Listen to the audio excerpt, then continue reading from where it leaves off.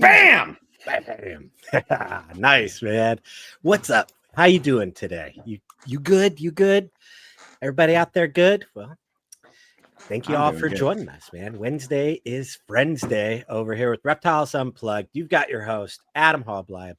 Beach Bum Xotics is my handle on all the normal socials, Instagram, Facebook. You can find available animals of mine over on Morph Market, Husbandry Pro, and also on my Instagram as well. And that's my plug. Hey, I did it pretty good. And I've got my host with me, Shane. Take it away, sir. I am Shane, Small Town Exotics. You can find me on Patreon, smalltownexotics.com, Instagram, YouTube, all those other places. And our technical producer, Jay at Greenline Morphs. He is on Instagram, and all his animals are on Morph Market. Mic drop. Boom. Boom. Got it. Good job, buddy. That was smooth. Very nice. Thank you. Oh, wait. Let me do the honors. So, yeah, Adam and myself, we're going to do the unpopular opinions where we critique some morphs a little bit later. So if you guys want to start dropping ideas onto the morphs, on the morphs that you guys would like us to cover, put them in the chat. Yeah, there you go. Put them in the chat. We'll try and come back to him during that area. I thought that was a good way to do it instead of popping it on y'all right at the last second. So we got some time. All right, let's, kind of cover who's in chat tonight. We always got Jay out there. Going to be another great show. Thank you, sir. Always appreciate your support. Will's hella heat. Oh, yeah. Way to go. Way to go.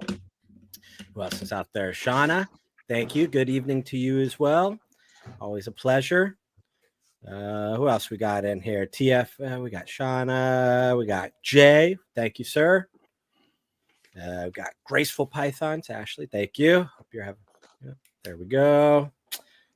Got the Holdback rack. Jessica, thank you very much. It was an awesome episode that we'll get to in a little bit. Kane, Keepers Kane, thank you, sir. Got the reigning champion, Ashley, in chat. Way to go. You've said BT Radical's Reptile's name multiple times. That's Brandon. Brandon. Thank you, man. I try my hardest to remember, but I'm from California and old, so I have two things working against me. And there's a lot of initials out there in the snake world. Yeah, there are. Oh, and Mrs. BT Radical. So Brandon's wife, I'm guessing there. Thank you for joining. And that pretty much takes care of chat. Always love you guys joining in there, leaving us a comment and getting interactive in the chat. That's one thing that we always, like to see. So appreciate you all showing up. But man, so what's anything crazy been going on in your world? I forget from one day to the next. I don't know. I just wake up and do it all over again. Nothing too crazy. Nah. I did have some odds that we could go over whenever you're ready. That's my only news. I geared up for it. I even got like real live notes and everything. Yeah. Like I'm a professional, so nice. Yeah, well, there's that. I was just gonna let people know the background situation going down over here. We're in full swing in the remodel of the garage / snake room. So the background's been pulled down. Going to be doing some epoxy floors. What else? Doing a bunch of painting, putting some new lights in, stuff like that. So, yeah. That's good stuff, man. Epoxy floors. I loved it when I had it in my Bakersfield edition. That was great. Yeah, because I just have the raked concrete right now in here, and my buddy and I did a good job on the concrete floors. It's a nice job, but you can't, it's hard to clean when the floors are like that. You can sweep and vacuum and all that, but mopping or doing anything. So Yeah. I'm looking forward to it. Yeah. So, dude, the thing that you wanted to talk about, I think is pretty cool. So let's line that up, right? So you've been working the genetic stripe clown project for 5 years now. Yeah, this is my 5th season. So starting from a genetic stripe and a clown, building Okay. double hats, adding things along the way.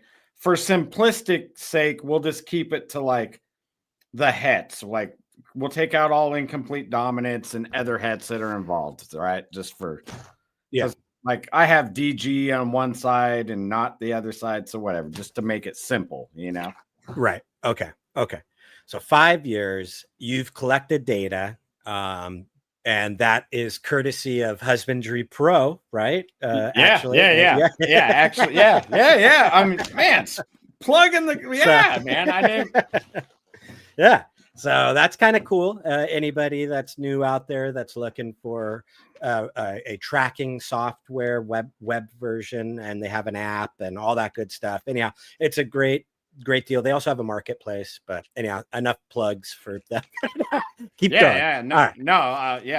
It's without them, I wouldn't be able to share all this data. So, like I said, we're going to make this simple. So double hets to double hets. And then it gets a little weird. So anyways, I've had 5 clutches this year for a total of 25 eggs. Okay. And I've hatched 1 double visual.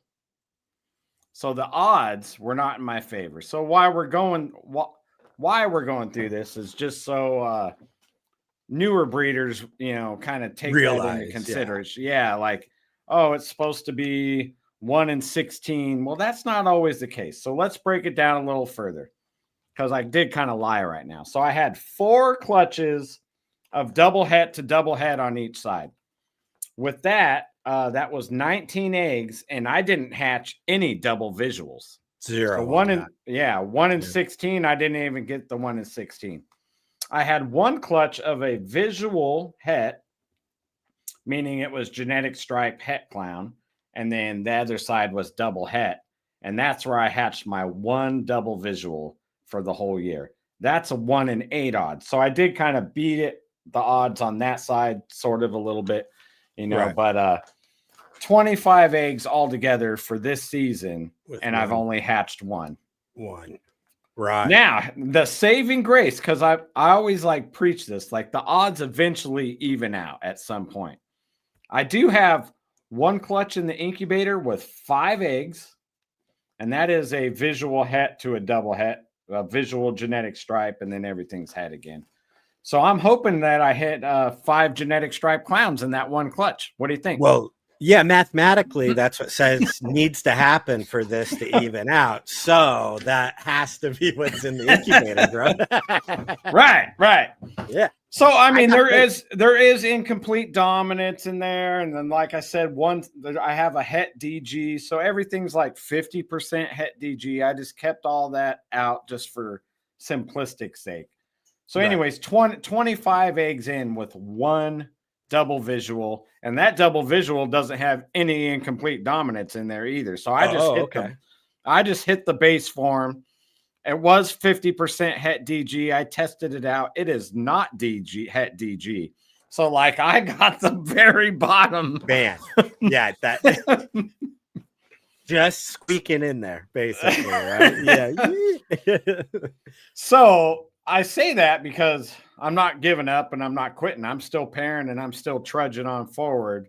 And hopefully if something like that happens to anyone in the chat that's just getting ready to go in that, or they're heading that way, don't let that stuff get you down. I mean, the odds are just they're like a guide. They're an estimate. Yeah. It doesn't mean you will actually hit those odds, No. Right. It's just in a perfect world, that's what it should be, right? And over a long enough period of time, that's what equals out.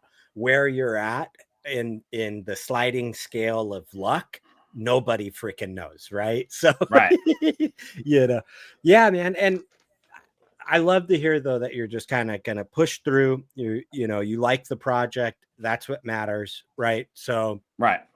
not getting discouraged or losing interest, which I hate to say it, but working double recessive, triple, quadruple recessive, which is kind of the way of the market right now. I think a lot of people have to be prepared for, it might be a while till you see some fruits of your labor, but hey, that's fine. If that's what you want to do, push through, keep going.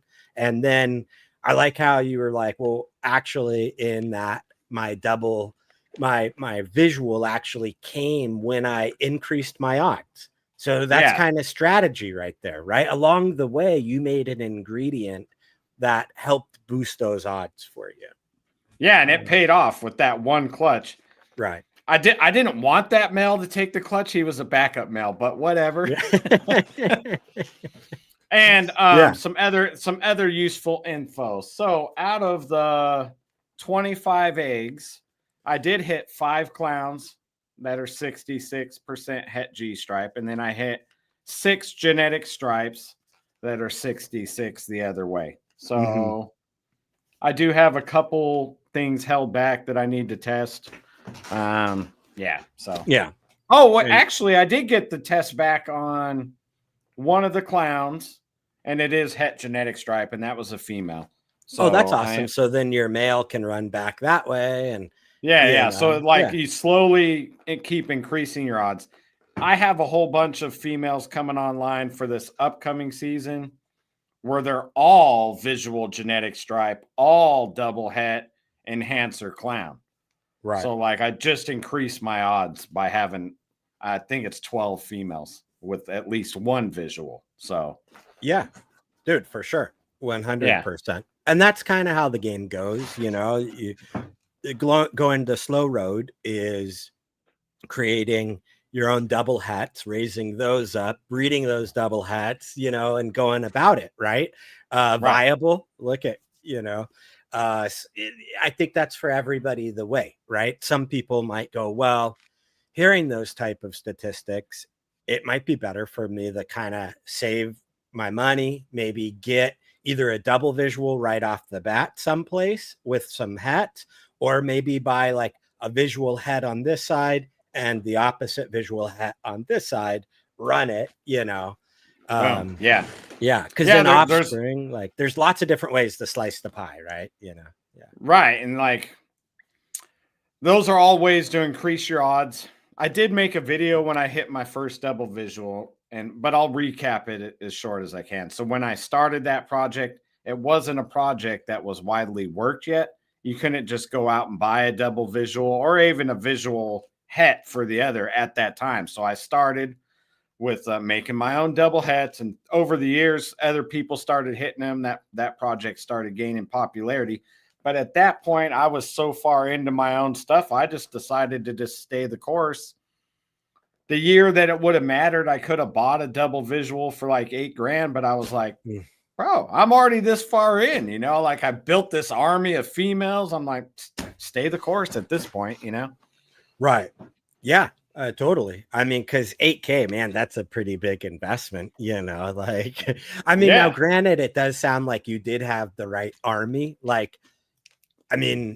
But that would be serious. You would be really committed to that, right? Yeah, but that army is actually coming online this year. So if I would have bought, the project's already dropped more, all that. So I'm glad I stayed with where I was at, you were doing it. Yeah. And those double visuals that came online first that were available to everyone that were $8,000, they all had banana and lesser genes that I don't really want in the project. So yeah, that was another reason for I was it wasn't the animal for me, just because it met the recessive side of double visual. I was that's not the direction I'm going. So yeah, and good call. Nobody wants Bell and Clown these days, and banana.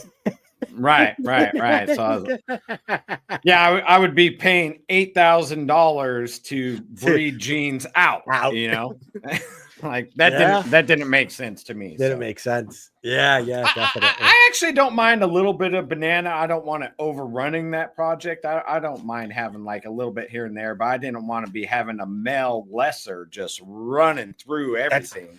So I was on Morph Market last night looking at a few projects that I'm kind of interested in, and some males. I was like, all the males that have some of the genes that I want are also carrying. I know that comment was perfect earlier. Theoretical probability does not equal actual results, not always, at least from graceful pythons. And that's to talk about kind of the double het thing. That was perfectly stated in a very smart person way of saying it. Yeah, she did some kind of data for the Air Force, so she's a smart. Yeah. She's smarter than us, bro. Hey, what's up, Mike? Good evening to you as well, sir. Let's see. Yeah, I don't remember what I was saying. I got genes that you were looking at. Yeah. So I'm right now. I'm really gonna try hard on keeping Bell complex in my females because that's where it mainly exists right now, and anything that could create a white snake in my females as well, and try to only pick up males that don't create white snakes, like that, or black snakes, so like cinnamon, right. The 8-ball complex and the Bell complex, black and blue eyed, keeping out of my males might be difficult, and I'll see how, finding what I need, if that, you know what I mean. But that was something because I'm running a smaller collection. So I'm like, all right, to really maximize, I think that's how I kind of have to start stacking my genes. So, yeah. And I tried along those same lines. I tried to keep like all the wobblers in the females, like spot nose and stuff. That would be another one. Yeah. Hidden gene woma.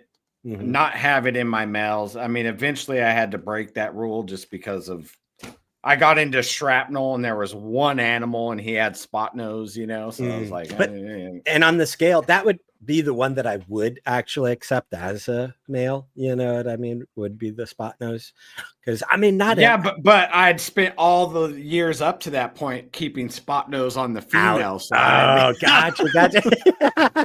So then I've hit my first power balls, and that was like, man, they made a spider look normal. The power balls I hit, I was like, oh, really? I mean, they were like, and I was like, man, I'll never do that again. Yeah. I know there's good ones out there. I'm not like pissing on anyone's Powerball project. I'm just saying the ones we're not even in that segment yet. Yeah, the ones I hit were wonky as hell, and I was like, man, I'll never do that again. Yeah, interesting. Yeah, because I have heard like some dudes are like, dude, I've produced a lot of Powerballs, never had a wobble. But then there's like I'd produced one clutch of them, and it was a mess. Would never do it again. So I don't know, man. It's just it's a hard thing. Yeah, I think like we're saying, you do try and keep it on one side or the other, but sometimes there is that male that comes along, right? And hopefully he'll produce an animal that you would replace him without the spot nose, basically. Yeah. I've made a shrapnel clown without spot nose male that he's replacing dad right there. So then I'm back to having all the spot nose in the female side and not in the male, and I'm running. Yeah. So that's cool. Right on, man. Well, so what's been going on your side? I've seen you posting some beautiful snakes and stuff. Tried to do a little better with my social media and stuff like that. And the clutch is I'm loving how that clutch is like, they haven't had second sheds yet, but everybody is coloring up really nicely with more meals and things like that. So they're all eating really good, which really thankful. I haven't switched anybody over the frozen thawed yet, but that'll be in the process probably after this week, getting the third or fourth meal in them. Then I'll start switching them. But yeah, man, that super chocolate pinstripe. Yes. Pinstripe DG hypo. It's growing on me. Like at first I was like, oh man, like such a beautiful animal. Too bad it has the pinstripe. But the bigger that it's kind of getting, all those little fleckings in there from the pinstripe are turning into little like purple pixel dots in there. Right. So I don't know. I think as it gets older, it's going to be pretty cool to see kind of what that pattern turns into on its side. Is that one a male or a female? That one, let's see. That one is a female, so that one's staying here. Yeah, No keep her. problem. Yeah. And then the super chocolate DG 66% hypo, that's a male, which I was kind of bummed about. So I don't know. That one might be up for grabs. If it was a female, it would have stayed no matter what. But yeah. And then so anyhow, that clutch, dude, it's looking pretty good. Got the other clutch in the incubator still. And then with the remodel here, I moved everybody into the house. So all snakes are living in the house right now. And it doesn't look like any of the other females that I thought were gonna go. It doesn't look like they're gonna go. So they're not nesting anymore. Everybody's turned on for food in there. So I think that was my season. My first season back was 2 clutches. So not too bad. Hey, I think I did 6 pairings, got 2 clutches. So, and started late. I think I missed some key timing period there, but hey, and I'm happy with the clutches. The first one I'm stoked with, right? I got at least 1 holdback, might be 2. Got to decide on, the other snake that I posted today is a female as well. So I got to see if I keep that as well. So. Right. Yeah. The thing about snakes you produce is, I mean, they're not free, but they're as free as snakes are going to get for us. Right. Yeah. Right. Like totally. The parents are already done and paid for. So here. I know. I'm just, I'm really trying to be very cautious about what I keep and don't, and my time. I'm still trying to get rid of some stuff that just doesn't really serve any purpose in my breeding, stuff like that. So when I say those words, hold back, like I know Heather's eyes are rolling back right now because she's just like, more snakes, no. But yeah, this is basically this is snake breeder math. They are basically free. Exactly. Yeah, I might have paid like 10 grand for the parents, but I mean the babies are basically free. Yeah, I mean that's as close to free as we're gonna get. Yeah, and they are less than kids. I agree with that, Jamie. I agree. That is true. Man. But yeah, man, thanks for asking. So the clutch, I'm stoked with my results this year. I didn't want to have a massive year. Little bummed that my puzzle project's I didn't get anything out of my puzzles this year. But next year everybody's rocking and rolling. So they'll be geared and ready to go for next year. That's for sure. Yeah, man. And having your first year back a little light, that ain't a bad thing, like ease you back into it instead of just getting bombed, Yeah, very true. That I know, things are a blessing in disguise, right? And that's having what I'll have, I think 4 eggs and I'll have 9 babies this season, which isn't a whole lot, right?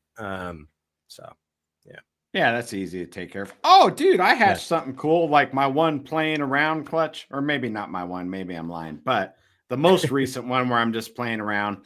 So that calico, that's the calico sugar that popped up years in my first season.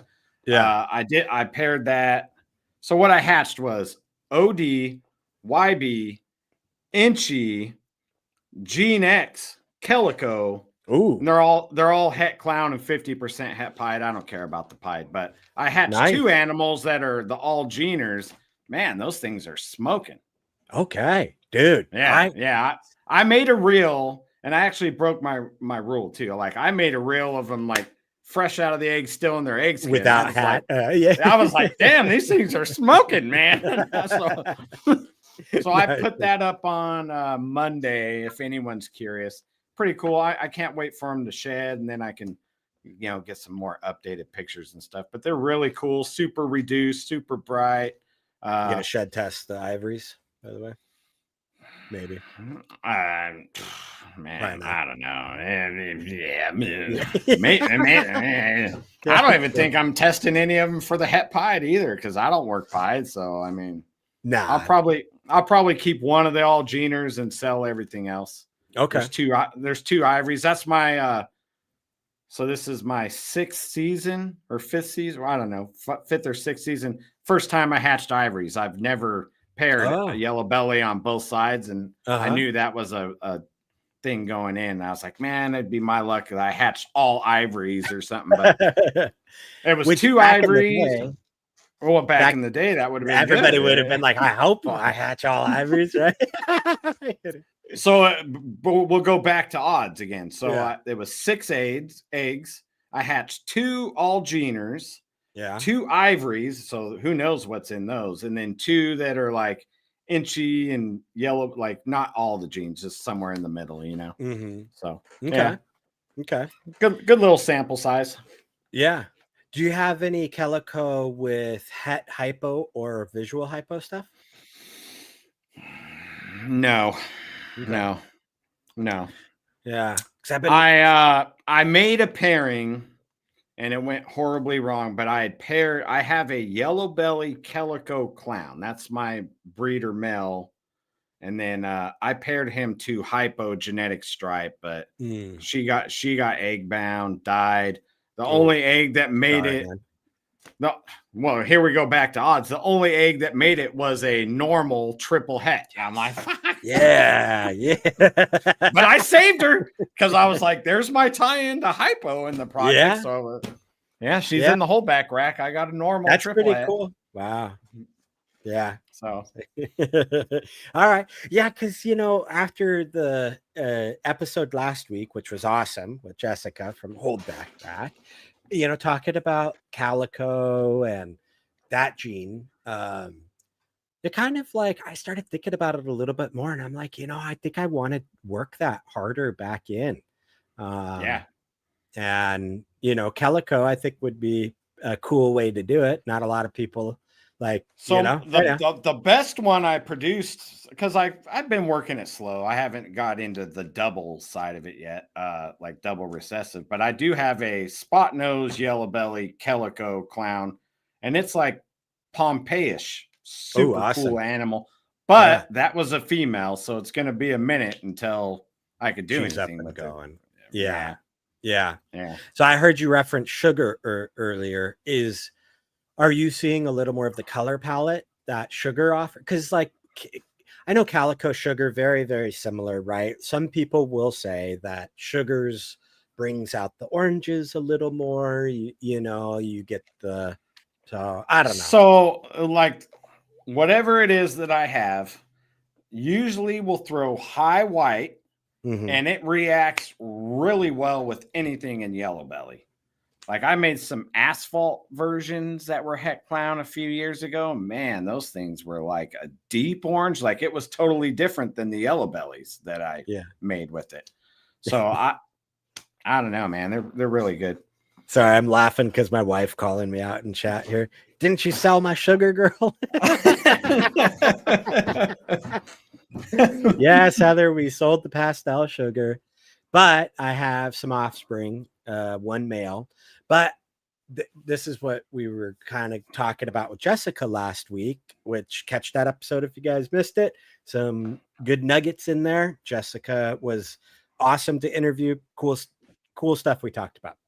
One of the topics was sugars being known for not being good eaters, which wasn't my experience, but I had only the one animal, which was really Mrs. Beach Bums out there. Beautiful little pastel sugar. So anyhow, that's where that comes in. So your line, you're not noticing any eating kind of weirdness or anything like that, no? No. That's cool. So there's pretty much it'll throw high whites, reacts great with yellow belly. They all eat great. Everything I got eats frozen thawed. And then, we talked about the variability in calico sugar stuff.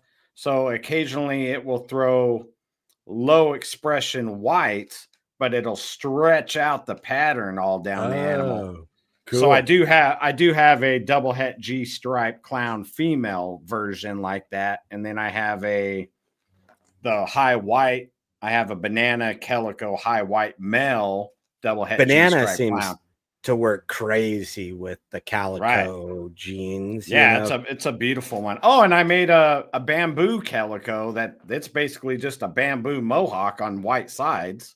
Right. So yeah. So Yeah. but I will have it in G stripe clown. That's why I held that male back. But then I'm going back to double hets and shit again. But whatever. Will's hella hate. I almost got that pastel sugar girl, but the P word made me say nah. That's pastel. For anybody new out there, it's not a cool gene. People will tell you need to lower your price if your animal has got a copy of it, but I am not. I love it. I love the gene. It's not always bad, No, I mean, it's just got to be worked right. It failed in clown, therefore everybody's like poo-pooing on it. But then again, like, dude, you get into the lines of pastel like we talked about too. Like my lemon pastel, it's not brown. Partho. I thought it's yellow. Yeah. My bad, Will. She did have a Partho baby, which was really weird. Yeah. My bad. I mean, it's scared of something that produced a Partho. I mean, I guess I get it. Yeah, I don't know. Will, don't be a P word, man. Just grab it. But there is that concept out there, right? That like girls that Partho tend to Partho more, right? It's kind of something that they do. And hers, she was actually albino, because that's how I figured out it was a Partho, because a little pastel sugar albino popped out of her. No albino in the pairing. So, wow. Yeah, I held that back actually. She's growing up here. Pretty little albino, but yeah. But yeah. What's your experience with that? Girls that Partho? Do you notice them Parthoing more, or? I haven't had. I've had lots of Parthos. All right. Mm-hmm. I have not had the same girl Partho more than once, though. Okay, interesting. So there you go. Take that for whatever it means. I've had full on Parthos. I think 3 clutches, like where every egg. Yeah, separate moms. So I've had that. One of them was horrible. All the babies were genetic stripe, and they didn't have the top of their heads. So you just seen their little brain in there. It was crazy. But and then I've had a partial Partho one time. I've had a bunch, man. Right. So we'll ask. So girls who Partho, it doesn't happen every clutch. In my experience, no, it's not every clutch. Sometimes it is hard to tell if the genes that the mom is carrying display themselves, right? And it's a female. So sometimes it's hard to know if that's a Partho animal or not, right? But yeah, I like Miguel and I for a couple years were having a rough time with our Desert Ghost or our Puzzle Sunset and the Puzzle Desert Ghost project, and the girl Parthoed, but next year didn't, right? All eggs were fine. So yeah, I don't think they know what triggers the mechanism to Partho yet. Like, is it a stressing event? Is it like the male wasn't fulfilling, his boys weren't swimming that particular time? I don't think they fully understand why it happens yet. Yeah, I don't. Yeah, I know Warren's been on a few podcasts lately that I haven't listened to, but according to what I remember him saying, right, no tracking for that. Supposedly it's heritable, so it could pass down to the offspring that do. Right. But I mean, whatever. Yeah, I'm not really sure. I think so too. I mean, I just think it's pretty common in reptiles, right? Like in general. And it's more common than it was thought to be when I first got in. Because when I hatched my first Parthos, clutch, my very first season, everyone was telling me how rare it was. And then that's what actually got me in touch with Warren. And then I started learning like it's not that uncommon. Yeah, I mean, it's not that rare. What's Yeah. up, Joel? State 48. I've had a single egg Partho in a clutch. Yeah, man, Yeah. that's the crazy deal is when a single one does. And that's what happened with the pastel sugar clutch bred. Let's see, what was her second clutch? The second one was bred to the sterling puzzle, and out popped that albino. And I know he's not het albino. I don't know, because I've bred, I don't know. Yeah, there's no way he's het albino. Right. But yeah, so interesting topic. I mean, it's just something to be aware of. It exists. It happens. There's not a lot of info about it. Warren Booth, the Dr. Warren's probably done the most research. Yeah, he's the one that literally wrote the papers on it. Yeah. So yeah, and he's continually looking. So like basically, I wait for him to kind of give us some info on what's going down with that stuff. I've heard that Partho babies don't really reproduce, or if they do, it's maybe one clutch. So I've got two. The one is breeding age now. I tried the breeder, but she did not go. She had several locks, but ended up not producing. And then the other one's coming up right now. So I think Chris was gonna I'm gonna finish his thought here. Do you think it happens? Let me put it up. Do you think it happens more? It. All right. He retracted. Yeah. All right. Warren is looking for people to send him sheds from Partho clutches. Oh, I didn't realize that, Ashley. That's good to know. Not from ball pythons though. Oh, gotcha. Yeah. From other more obscure ones. Like I have some like Western hogs. Yeah, I have some Western hogs that are thought to be Parthos because I produce Parthos over here. That's what I do. And so anyways, I might have produced the first recorded Parthos for Western Hognose. Oh, yay. That's pretty cool, man. Yeah. Awesome. It's kind of cool, but I needed it to be the other way. That was a crucial fucking clutch for me. Yeah, that's the negative about Partho, right? Yeah, one of my big setbacks for genetic stripe clown was a Partho. Like my girl Partho'd out when I should have had like fire, GHI, red stripe, cinnamon, double het, and she Partho'd out. And I was like, that was my biggest clutch of the year for my building blocks. And she Partho'd. Right. And that sucked. Yeah. So, well, it is what it is, man. Just keep trudging along. Exactly. And Will, that's cool. Let us know what he says. Warren's vending Charleston. I'm going to talk to him. And then, Chris came back, posted that. Do you think it happens more as time goes on because of inbreeding? I mean, maybe. I don't really know. I know I heard Warren talk about it before, and reptile genetic code withstands inbreeding pretty well. So, I mean, maybe it could be, man. I don't know. I think I would say that's a good possibility. Luckily, ball pythons, we got a big genetic pool, even though, I mean, at some point they're all kind of related with what we do. But I mean, it's a pretty big pool compared to like, if you're looking at like carpets or something, like there's only so many carpets because they don't export anymore. So you can't get them in the States anymore. In the States. Yeah. New blood, I should say. Yeah. Right. Yeah, I mean, it could be. I think, though, we would be seeing. I mean, I'm not going to disagree that there could be some correlation to inbreeding, but inbreeding being the mechanism that causes Partho, I couldn't say that either, because I think if that was true, we would see way more Parthos out there.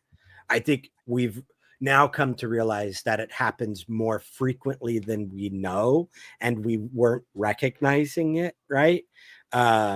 But who knows? I mean, yeah, man, that's what we're doing. We're inbreeding animals basically by producing a lot of the morphs that we are. So what we're introducing into the genetic code is really a mixed bag sometimes. So Right.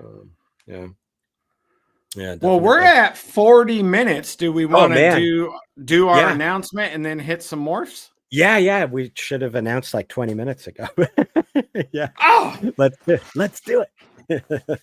all right. So this upcoming Wednesday, not today, but the next one, we have the number one chatter, Boom, boom, boom, boom, boom, boom. Ashley from Catalina Morph Mixer next Wednesday on Reptiles Unplugged.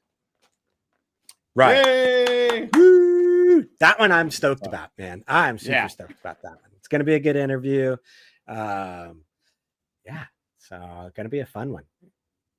Yeah. And Jessica's over here talking turkey parthos and, you know. I know, my bad. When you doing the announcement, that's what popped into chat and I caught my eye over there. But yeah, dude. So next week's interview is going to be a good one. One of our top chatters. Ashley is super supportive of the show and is very chatty. Did we just become best friends? Exactly. It's the Catalina wine mixer. Yeah, baby. You notice I didn't throw in the cuss word. I'm trying to be good. Hey, we're not monetized. You could swear all you want, man. You can swear It's the fucking Catalina wine mixer. They can't take anything from us. So I did jot down a few morphs that I seen come across the screen that I think are worthy of getting our opinions on. I can read some off unless you were paying attention. Yeah, I mean, I say go ahead. If you notated some down, that's awesome. I was going to scroll back through. All right, so I'll read some off and you pick, and then I'll comment after you. So I got Bongo, GHI, Paint, Lavender Albino, and Confusion. That's a lot to start out with. Pick one. Well, just pick one. I already know which one you're gonna pick. Are we crapping on them or are we liking them? Not just you can crap on it and I'll be cool with it, or we can both be cool with it, you know? All right. My head was going all over the place. So Bongo, what were the other? It was Bongo, GHI, Paint, Lavender, Albino, and Confusion. All right. Well, I love Bongo, so that's a love for me, and I love Why do you love Bongo? Yeah. All right. So it's doing a bunch of stuff, right? It's manipulating color tones. It's changing pattern heavily, right? And it offers like a little bit of a surprise where it's predictable enough, but not at the same time, where you mix it with certain genes and you get variable in expression, right? And I think that that's a positive thing.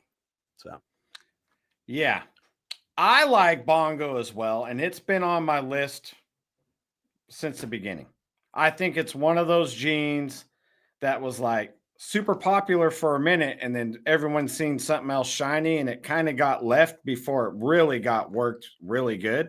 Mm-hmm. So it's actually on my list of genes to pick up. It's just got to be the right animal for me, you know. Mm-hmm. And at this stage in the game, like it's got to incorporate the hets of the projects I'm working or something, you know. But it's definitely on my list of genes to add at some point. So I'm all for Bongo. Right. Keep your cane. Adam loves Bongo, and that's why he's one of my favorites. All right. I'm going to pick one of these genes now. Yeah. I'm going to go with Confusion. Oh, all right. So Confusion was the worst investment I've ever made as a snake breeder. Ooh. Period. Hands down. Multiple thousands of dollars, zero return. Ooh. That comes from that investor mindset. And there was issues with Confusion that the people that were pushing it at the time weren't being really forthcoming with. So I'll just call it like I see it. Yeah. They had trouble eating. They weren't known to breed. So there was a bunch of issues. Not that they're People- infertile, they just were having a tough time reproducing from the females, right? The males don't like to lock. The females, because they're finicky eaters, or they were. I'm just speaking from my experience. Or they were. So they would take longer to get to size. So if you had it on the female size, you're probably not going to get that 3-year turnaround and stuff. This was stuff that wasn't really made public because it was multiple thousands of dollars. Mhm. And yeah. Yeah. I do like what it does. Like the actual expression, the phenotype. Still to this day, I love that. But my bad experience with it, I would have to know that the animal, if I got another one, I mean, I want to see that thing eaten every week.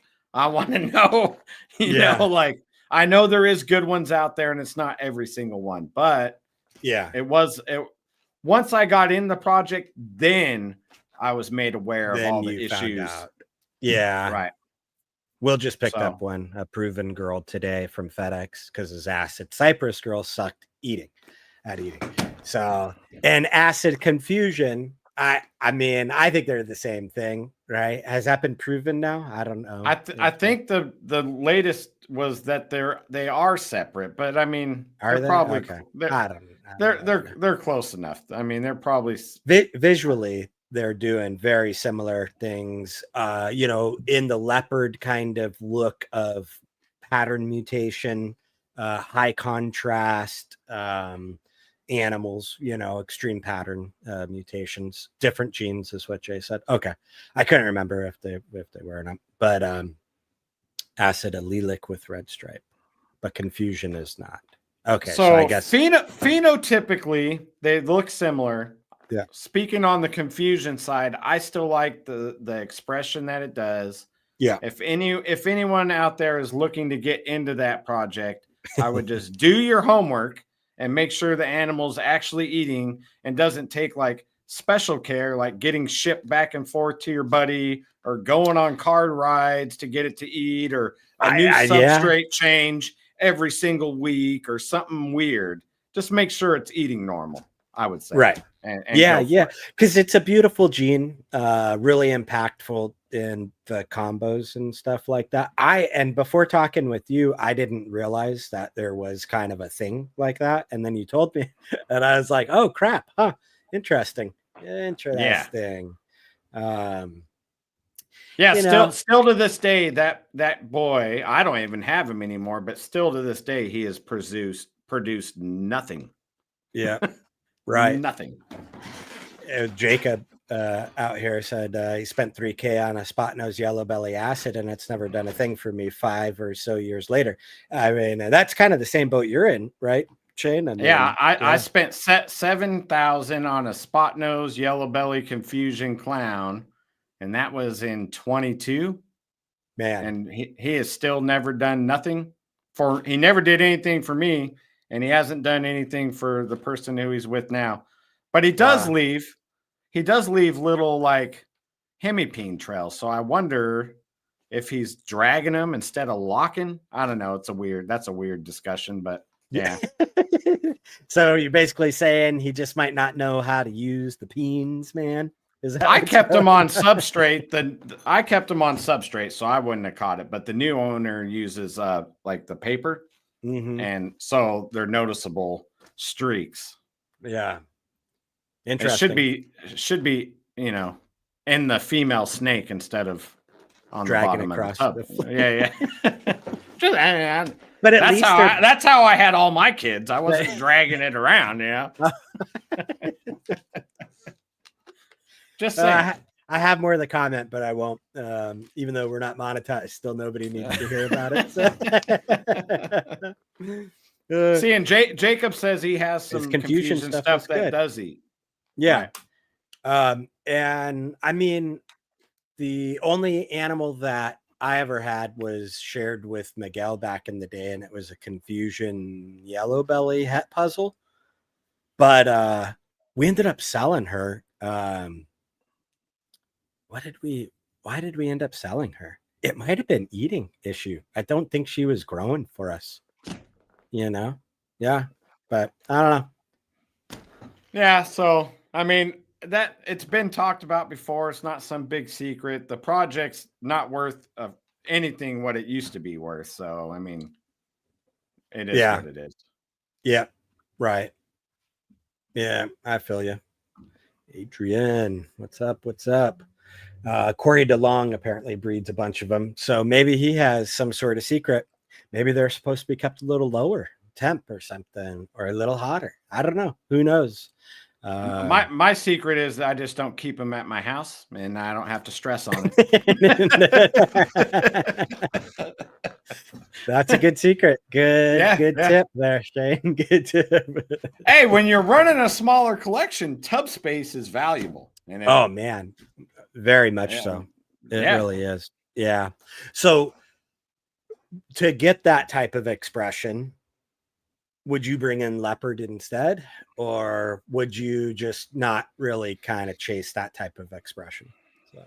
Well, I mean, I will add it back, but like the deal I have with where it went, like if there is a baby produced that has confusion and it'll eat frozen thawed or eat consistently anything, then I'll get some back. If not, I don't want it. Because honestly, between you, me, the fence post, and the YouTube world, like what was I supposed to do if I did produce a clutch with them and they were all non-eaters? I'm not going to sell non-eaters. I don't care. I'm not going to do it. So right. He would bring in pinstripe. I would bring in leopard. I like leopard. I know leopard's lost favor too, but I still like leopard. So I don't care what the haters say. Yeah. I like leopard too. Exactly. I have leopard and I'll still be working it. I think it's got a spot.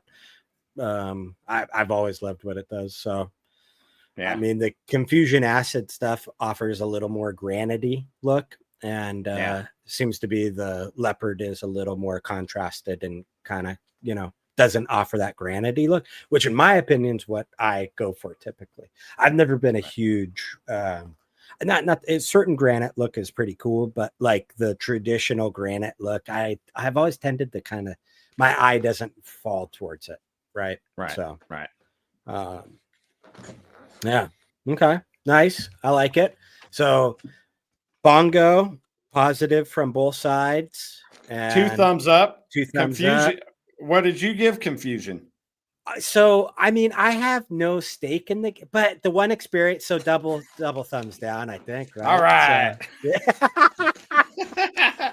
Like Siskel and Ebert over here now, right?